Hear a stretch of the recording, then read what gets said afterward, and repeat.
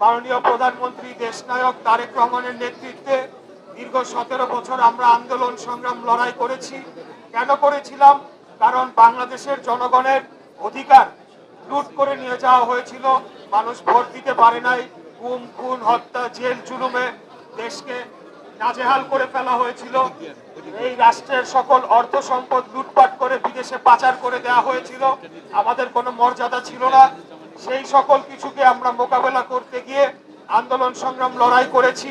এখানে বহু কারা নির্যাতিত এবং অন্যান্যভাবে জুলুমের শিকার হওয়া অনেকেই এখানে আমাদের এই অনুষ্ঠানে উপস্থিত রয়েছে। সেখান থেকে আমরা উত্তরণ ঘটানোর জন্য আজকের মাননীয় প্রধানমন্ত্রী তিনি আমাদেরকে দিক নির্দেশনা দিয়েছেন। সেই নির্দেশনা অনুযায়ী আমরা আন্দোলন সংগ্রাম লড়াই সফল করে আজকে গত 12ই ফেব্রুয়ারি একটা জাতীয় নির্বাচন অনুষ্ঠিত হয়েছে। সেই নির্বাচনের মাধ্যমে আমরা একটা জনগণের সরকার প্রতিষ্ঠা করতে পেরেছি।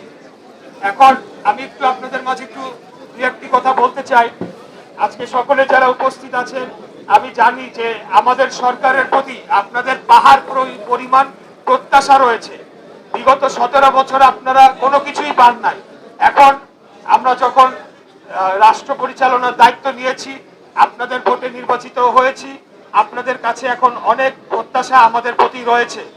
তো আমি আপনাদের খালি বলবো যে আজকে আমরা সরকার গঠন করেছি মাত্র 100 দিন হয়েছে, 100 দিনের কিছু বেশি। তো এই সময়টা যে কোনো একটা সরকারের জন্য খুব কম সময়। তাও যদি আমি স্বাভাবিক অবস্থায় দেশ পরিচালনা হইতো, আগে যদি স্বাভাবিক অবস্থায় থাকতো, তাহলেও বলতাম যে 180 দিনের আগে একটা সরকারকে মূল্যায়ন করা যায় না।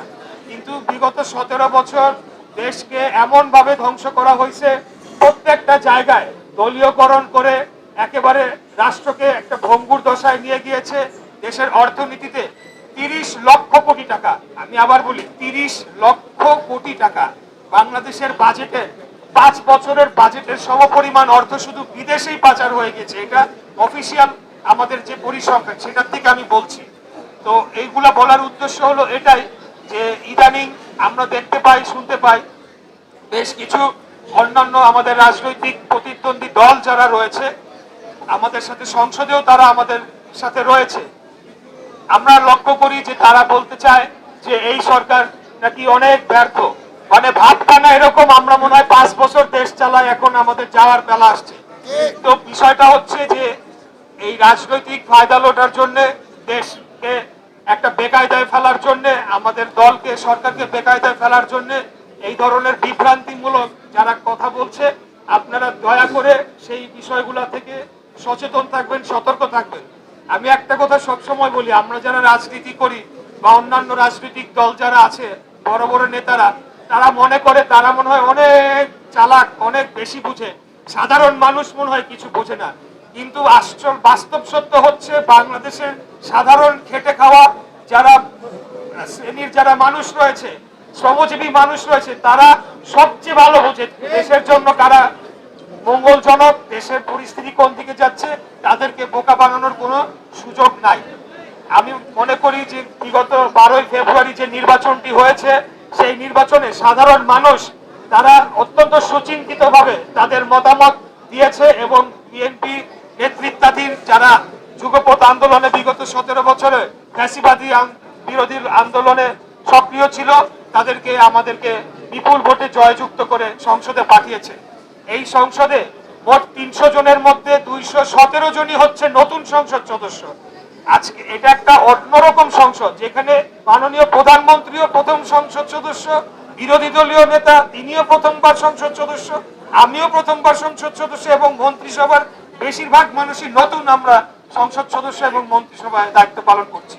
কিন্তু এটাকে আমরা কোনোভাবেই মনে করি না আমাদের দুর্বলতা, বরঞ্চ আমরা আরো বেশি শক্তিশালী এবং জোরালো।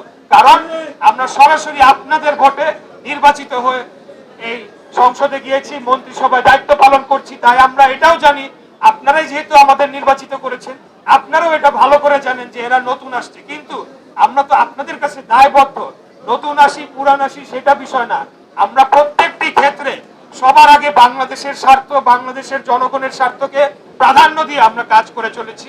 এটা আপনাদেরকে বলতে চাই। আমি একটা কথা বলে এই পাঠটা শেষ করব। যে মাসখানেক আগে 3-4 সপ্তাহ আগে একনেকের একটা মিটিং হচ্ছিল।